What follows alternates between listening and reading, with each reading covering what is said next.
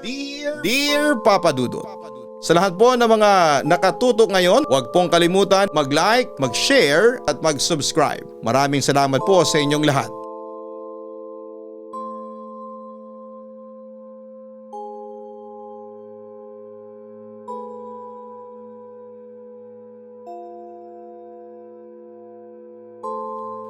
Dear Papa Dudut, ako po si Ronel at bata pa lamang ako ay lapitin na ako ng mga multo.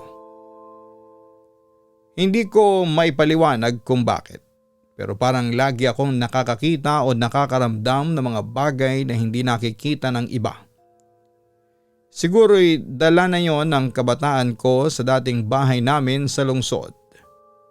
Pero nang bumili ang mga magulang ko ng mas malaking bahay sa Cavite, mas lumala ang mga nararamdaman ko, Papa Dudut. Mas malaki ito kesa sa dati naming tirahan. May 4 na kwarto at 2 banyo. Isa ay malapit sa kusina at ang isa naman ay malapit sa sala. Sa unay naisipan ko na malaking bahay ay maganda. May espasyo kami para sa lahat at sa mga laro namin ng kapatid kong lalaki.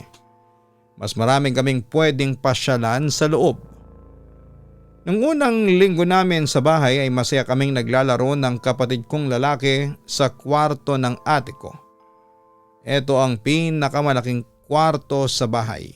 Malapit sa dining area at maraming laruan at video games. Halos buong araw namin dito ginugol ang oras. Nagtatakbuhan sa kwarto, naglalaro ng mga action figures at nagpapalitan sa console ng video games. Para sa akin noon, ang bahay ay parang malaking playground. Masaya at puno ng tawanan. Isang gabi sinabi ng ate ko sa nanay namin na masama ang pakiramdam niya at gusto niyang matulog sa sariling kwarto. Nang marinig yon ng kuya ko ay inalok niya kaming dalawa, ako at ang kapatid kong lalaki, na matulog muna sa kwarto ng ate ko at maglaro ng video games habang hinihintay siyang matapos ang gawain niya sa sala. Masaya kaming pumayag kasi sa totoo lang ay nakaka-excite yon. Isang gabi ng laro bago matulog, parang malit na party sa kwarto ng ate ko. Naglaro kami hanggang bandang 9:30 ng gabi. Tumawa kami, nagkwentuhan at nagbiro sa isa't isa. Tila walang iniisip na masama sa paligid. Puro kasiyahan lang. Pero nang matapos ang laro at sinabi ng kuya ko na oras na para matulog at magising ng maaga. Para sa misa kinabukasan ay may kakaibang pakiramdam akong pumasok sa loob ko. Para bang may humihinga sa paligid ng kwarto kahit na walang tao. Bandang hating gabi ay nakaramdam ako ng sobrang lamig. Hindi tulad ng normal na simoy ng hangin sa kwarto. Mas malalim at mabigat ang lamig. Hinanap ko ang kumot ko pero wala ito sa tabi ko. Naka-on ang ilaw pero kahit nakatingin ako sa paligid, hindi ko makita ang kumot. Nang tumingin ako sa orasan ay 1:45 AM na. Lahat ay tahimik, wala man lang tunog mula sa labas. Hanggang sa biglang nakakita ako ng isang malaking lalaki. Mga 6'5" ang taas, nakatayo malapit sa akin. Nakaitim siyang cowboy hat at damit. Hindi ko mawari kung paano siya napunta sa loob ng kwarto. Ang tingin niya ay nakapako sa akin at parang inaasahan niyang kikilos ako. Sobrang takot ko na noon. Napapikit ako sa gilid ng kama at sumigaw. Hindi ako matigil sa pagiyak. Tumalon-talon ako sa kama, sigaw ng sigaw at sa loob ng ilang segundo, naramdaman ko ang kaba sa dibdib ko at ang bilis ng tibok ng puso ko. Nang makita ng kuya ko ang lalaki, siya rin ang sumigaw ng mas malakas kesa sa akin. Hindi niya alam kung paano o bakit naroroon ang lalaki. at parehong kaming nanginginig at napapasigaw sa takot. Agad kaming nagtakip ng kumot at nagdasal ng sabay. Kahit umiiyak kami, pilit kaming naglalapit sa isa't isa para maramdaman na hindi kami mag-isa. Tahimik ang kwarto sa panlabas na bahagi, pero sa loob ay puno ng panalangin at takot. Kinabukasan ay ikinuwento namin sa mga magulang namin ang mga nangyari. Sa una ay hindi sila maniwala. Akala nila ay bata lamang kami at napaglaruan lang ng imahinasyon namin. Nang marinig ng ate ko ay sinabi rin niya na nakita niya ang lalaki nung ibang gabi.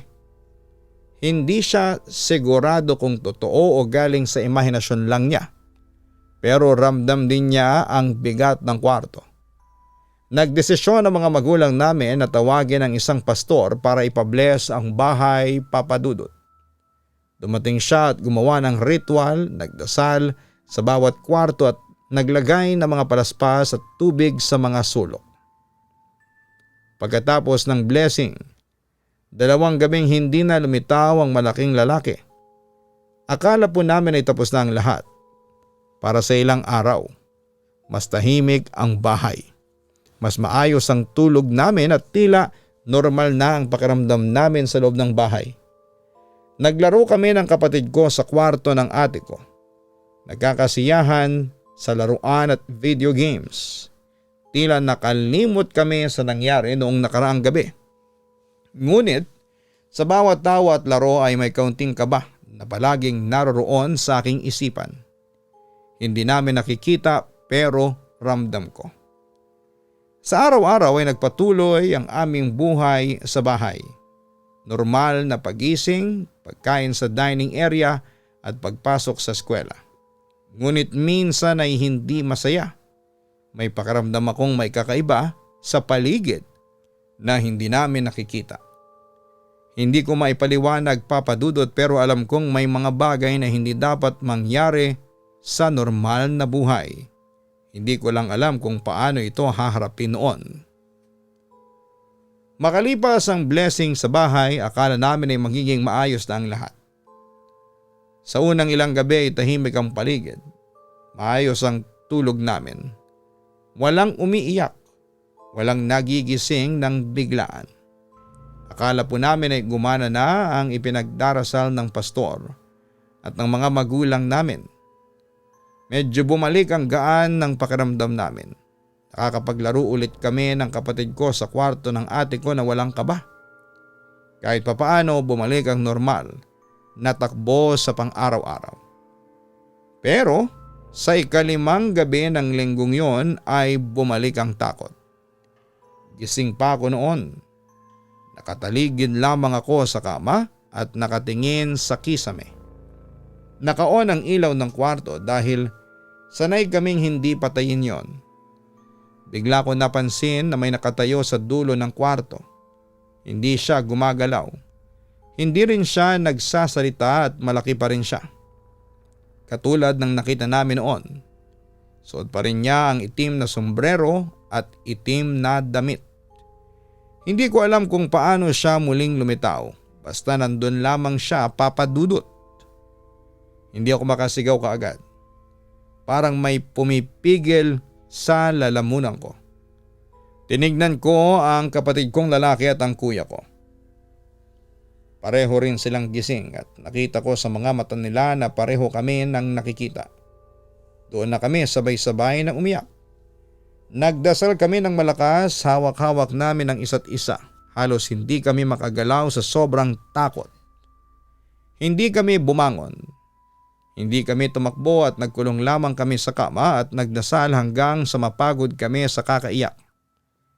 Kinabukasan, Papadudot, ikinuwento namin ulit ang nangyari sa ate ko at sa mga magulang namin.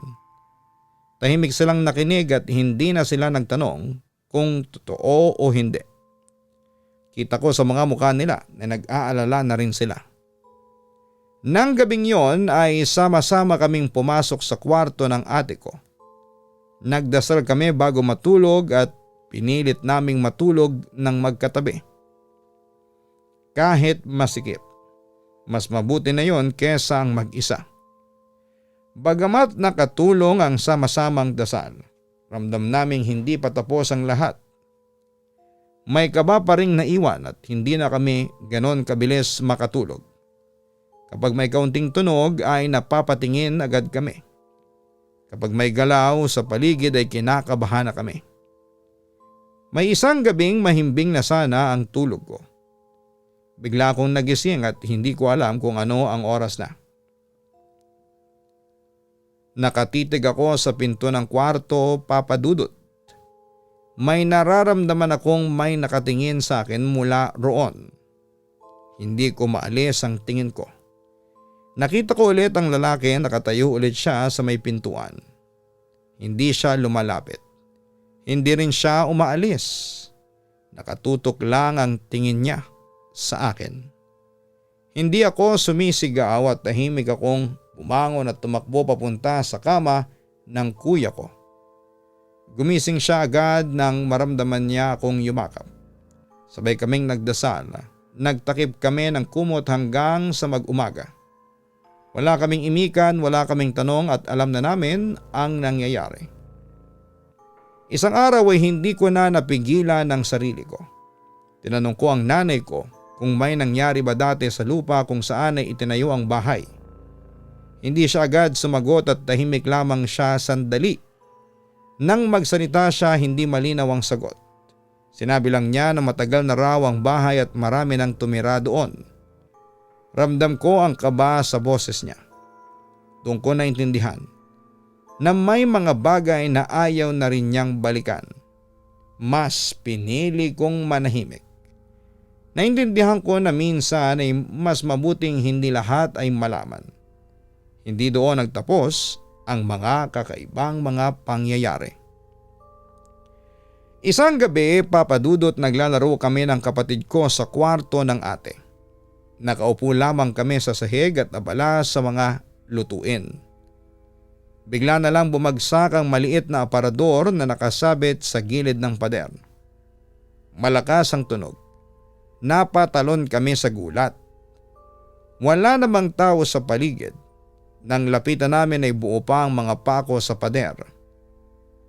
Walang nasira. Nagkatinginan lamang kami. Walang umiyak, walang nagsalita. Bumalik na lamang kami sa kama at nagdasal bago matulog. Isang linggo ng hapon, naglalaro kami sa likod bahay. Masaya pa kami noon. Takbuhan lang, tawanan at kulitan. Bigla naming narinig na may nagbukas ng pinto sa loob ng kwarto. Nagtinginan kami ng kapatid ko. Wala namang tao sa loob, ang mga magulang namin ay nasa labas. Nakatayo kami. Agad kaming pumasok sa bahay, diretso sa sala. At nagtago sa ilalim ng kumot. Doon lang kami kumalma nang dumating ang nanay namin. Habang nag-aaral naman kami ng kapatid ko sa kwarto, may naririnig kaming paikot-ikot na lakad sa sahig sa itaas. Paulit-ulit yon. Akala namin ay may naglalaro lamang o may gumagalaw. Pero kapag umaakyat kami para tingnan ay wala namang kaming makita. Bumalik na lamang kami sa kwartong tahimik at nagdarasal habang nagbabasa ng libro. Pinipilit naming mag-concentrate kahit nanginginig ang mga kamay namin. Unti-unting nasanay kami na may mga ganitong pangyayari. Hindi ibig sabihin na nawala ang takot. Natuto lamang kaming manahimik. Natuto kaming magdasal bago matulog.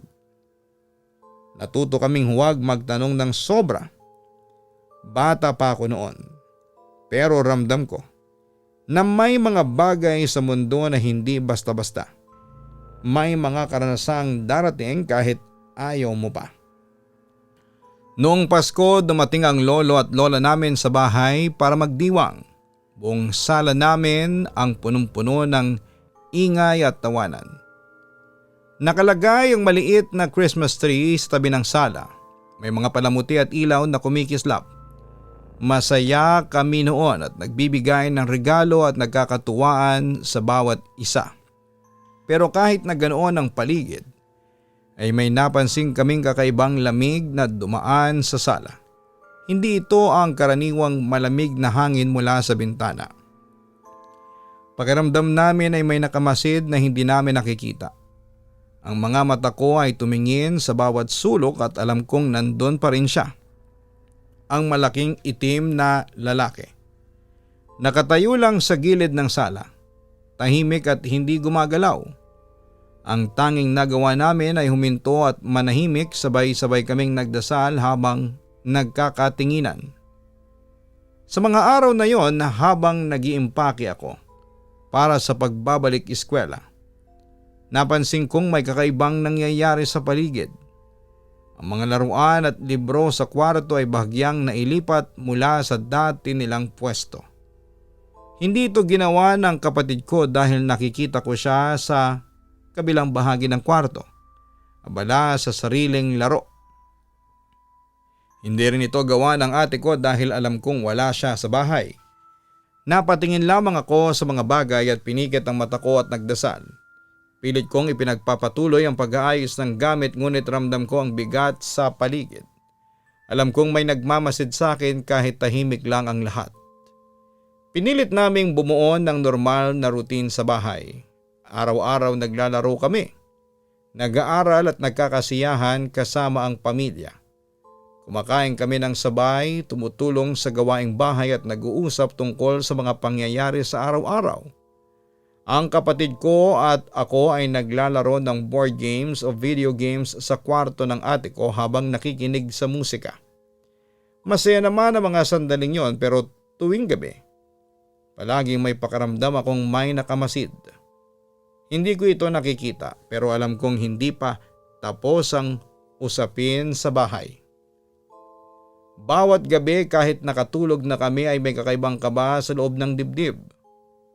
Naisip ko minsan na baka hindi pa rin nagtatapos ang mga nangyayari sa bahay na yon.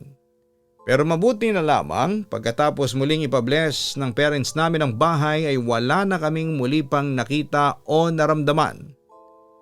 Kaya lang, Papa Dudut, pagkatapos ng karanasan ko sa bahay namin ay naging bukas na ang third eye ko at naging lapitin na ako ng kababalaghan. Nag-aral ako noon sa isang pribadong Catholic school. Luma at may kasaysayan ng paaralan mula pa noong panahon ng Kastila. Halos bawat sulok ng paaralan ay may kwento ng nakaraan. At narinig ko sa mga kaklase at guro ang mga kwento tungkol sa kakaibang nangyayari sa simbahan, sa library at sa paligid ng paaralan. Madalas kapag gabi na at wala ng tao sa compound ay may mga maririnig at makikitang hindi pangkaraniwan. Sa umpisa ay iniisip ko na kwento lamang yon para takutin ang mga estudyante. Pero unti-unti natutunan kong may ilang bagay na hindi basta kwento lang. Isang araw pinakiusapan ako ng best friend kong si Paulo. Nasamahan siya sa restroom ng boys area. Alam kong maraming kwento roon, may sabi-sabing multo o kakaibang tunog. Pero sinama ko siya dahil ayokong magmukhang duwag sa harapan ng mga kaklase. Naglakad kami papunta sa restroom, tahimik lamang, ang ilaw ay malabong kumikislap-kislap at may ilang gripo na sira na. May 4 na cubicles doon, bakante ang lahat. Lumakad kami papasok at biglang may narinig akong yabag sa marble tiles. Isa lang, 2, 3 paikot-ikot at hindi ko makuhang mawari kung sino. Biglang may tunog ng jiggling na parang susi. Akala ko sa isipan ko lamang ito, pero may kaba na kaagad sa katawan ko. Tumigil kami sa gitna ng koridor at nakatingin sa paligid at hindi makagalaw. Bigla ko narinig na pina-flush ang huling cubicle ng toilet. Ang mata ko ay nanlaki sa takot. Ang puso ko ay mabilis na kinabahan. Hindi ko alam kung paano ako makakilos. Tinitigan ko si Paulo at nakita kong pareho kaming frozen sa takot. Wala kaming imikan pero ramdam ko ang kaba niya. Sinabi ko sa kanya na, "Paulo, narinig mo ba yon?" Bigla siyang tumakbo palabas. Naiwan akong nakatungo sa harapan ng salamin. Nakapikit ako at hindi makagalaw. Parang may pumipigil sa akin. Parang gusto kong sumigaw pero hindi ko magawa. Narinig ko ulit ang yabag at mga tunog sa loob ng cubicle at ramdam kong may ibang tao sa loob kahit bakante ang lahat. Lumabas na ako at sinundan si Paulo sa labas. Paglapit ko ay tinanong ko siya, bakit mo naman ako naiwan? Nanginginig ang boses ko noon. Sabi niya ay narinig ko ang lahat, may multo roon. Hindi ko alam kung paano niya nalaman pero ramdam ko na totoo. Hindi yon imagination lang. Mula noon ay natutunan kong hindi lahat ng nakikita at naririnig ay normal. Ito ang unang karanasang talagang tumatak sa isipan ko sa loob ng school namin. Hindi ko ito malilimutan at hanggang ngayon ay dala ko pa rin ang pakiramdam na may mga bagay na hindi basta-basta. Simula noon ay mas naging maingat ako sa paligid. Kahit sa bahay, kahit sa eskwelahan ay palaging alerto ang mata ko at tenga ko. Kahit masaya ang paligid ay ramdam ko lagi ang kakaiba. Natutunan kong huwag masyadong magtanong at mas mabuting manahimik sa oras ng mga ganitong karanasan. At may mga pagkakataon na kahit nakangiti ako sa harapan ng mga kaibigan, sa loob ko ay nanginginig pa rin po ako. Alam kong may mga bagay na hindi basta maipaliwanag at mas mabuting maging maingat kaysa malagay sa panganib. Lumipas sa mga taon at unti-unti akong nakasanayan ng routine sa bahay. Nag-aral ako ng mabuti sa school, nakisalamuha sa mga kaibigan, at naglalaro sa bakuran o sa mga kalye ng aming subdivision. Tuwing lumalakad ako sa lumang simbahan malapit sa school ay palaging may kakaibang pakiramdam na may nakamasid sa akin. Hindi ko maalis sa isipan ko ang mga kwento ng multo at kakaibang presensya sa paaralan na na-experience ko mismo. Kahit na hindi ko nakikita, ramdam ko ang bigat ng mga alaala. Minsan sa gitna ng klase, biglang maaalala ko ang takot noon at kinakabahan ako.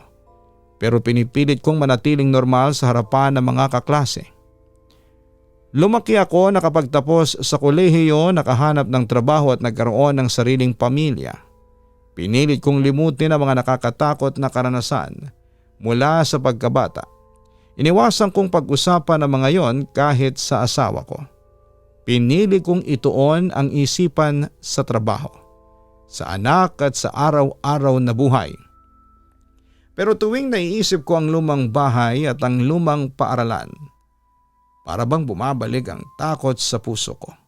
Hindi ko maiwasan na maalala ang mga gabi na may nakamasid sa akin. May yabag sa marble tiles doon sa restroom at ang malaking itim na lalaki sa kwarto namin noong bata pa ako. Noong 2023 habang naglalaro ang 8 taong gulang kong anak sa porch ng bahay, mabilis siyang tumakbo pabalik sa loob ng bahay at nanginginig at hawak-hawak ang braso niya. Napansin ko ang faint bruise sa braso.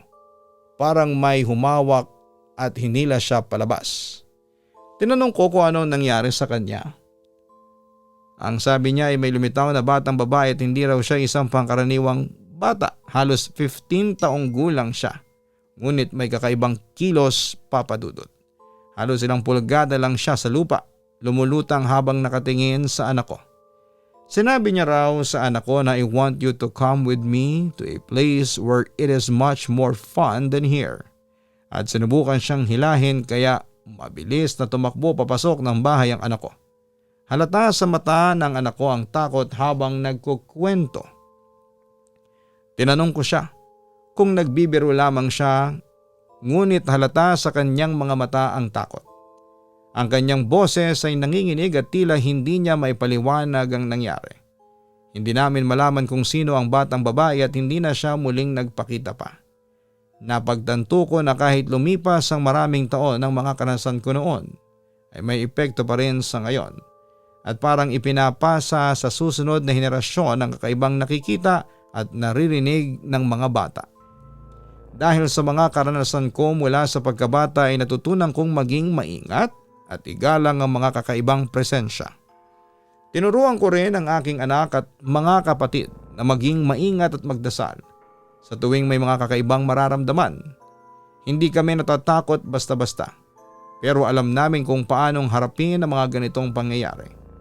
Natutunan naming huminto, manahimik at magdasal. Hindi lahat ng nakikita at naririnig ay kailangan maintindihan at minsan ay sapat na ang mag-ingat at manatiling maingat sa kilos. Pinilit naming bumuo ng isang matatag na pamilya. Nagkaroon kami ng regular na family prayer bago matulog at sa bawat espesyal na okasyon. Mas naging close ang relasyon namin ng asawa ko at mga anak, habang natututo kaming magtiwala sa isa't isa. Ang takot na dulot ng nakaraan ay unti-unting napalitan ng pagmamahal at pagkakaisa ng pamilya. Isang araw, Papa Dudut, bumalik ako sa lumang bahay sa Cavite kasama ang pamilya ko para bisitahin ang lugar. Hindi ko na maramdaman ang presensya ng malaking itim na lalaki at ang bahay ay tahimik at ligtas na. Narealize ko na ang pinakamalaking takot ay nawawala kapag ang pamilya at pagmamahal sa paligid ay sagana. Habang naglalaro ang mga anak ko sa lumang kwarto, naalala ko ang mga unang gabi ng takot sa bahay. Pero ngayon, alam kong kaya naming harapin ang anumang bagay na darating sa amin. Ang bahay na dati ay nakakatakot, ngayon ay puno ng tawa at saya ng pamilya. Ipinapakita ko sa anak ko kung paanong maging maingat at igalang ang mga kakaibang karanasan. Pinapaalala ko rin sa kanila ang kahalagahan ng panalangin at pagmamahal sa pamilya. Sa bawat kwento at pangyayari, natututo kaming maging matatag at may tapang sa harap ng takot. Sa huli ay natutunan naming harapin ang nakaraan at hindi na hinahayaan na kontrolin kami ng takot. Ang mga kwento ng bahay, school at batang lumulutang ay bahagi lamang ng aming alaala. Ngayon kami ay mas matatag, mas malapit sa isa't isa at natutunan naming mamuhay ng may tapang, pagmamahal at pananampalataya. Ang takot ay bahagi ng buhay pero natutunan naming hindi ito siyang mamamayani sa amin. Ang pagmamahal ng pamilya, ang sama-samang dasal at pagiging alerto sa paligid ang aming sandata. Kahit na may mga bagay na hindi may paliwanag, natutunan naming harapin ang mga ito ng may respeto at tapang. Ang nakaraan, kahit puno ng kababalaghan, ay nagturo sa amin ng kahalagahan ng pamilya, ng pagtutulungan at pananampalataya. Lubos na gumagalang, Ronel. Ang takot ay hindi palaging masama. Ito ay tanda na merong bagay na hindi natin naiintindihan. At ito ang nagtuturo sa atin na maging maingat. Pero tandaan mo na hindi mo kailangang harapin ito ng mag-isa. Ang pamilya mo ang pagmamahalan ninyo at ang panalangin ang pinakamalakas na sandata laban sa mga bagay na hindi mo makita o maintindihan. Huwag mong hayaan ang nakaraan ang magdikta sa iyo. Ang takot ay pansamantala. Ngunit ang tapang, pagmamahal at pananampalataya ay pangmatagalan. Turuan mo rin ang anak mo na maging maingat at igalang ang mga kakaibang karanasan pero huwag siyang pabayaan ng takot. Sa bawat kwento ng kababalaghan ay may leksyon. Maging maingat, magdasal at manatili sa piling ng pamilya. Kapag may tapang at pagmamahal sa paligid, anumang bagay na dating nakakatakot ay magiging normal na bahagi ng buhay. Sa huli, Ronel, ang pinakamahalaga ay hindi sa lumang bahay, hindi ang mga multo o ang nakaraan. Ang pinakamahalaga ay ang buhay mo ngayon, ang pamilya mo at ang aral na natutunan ninyo sa bawat pangyayari. Huwag mong kalimutan na sa kabila ng takot ay may kapayapaan na matatagpuan kung may tapang at pagmamahal sa paligid. Ang kwento natin ngayon ay binigyang buhay ni Christian Estrope. Hanggang sa muli, ako po ang inyong si Papa Dudut. Maraming salamat po sa inyong lahat.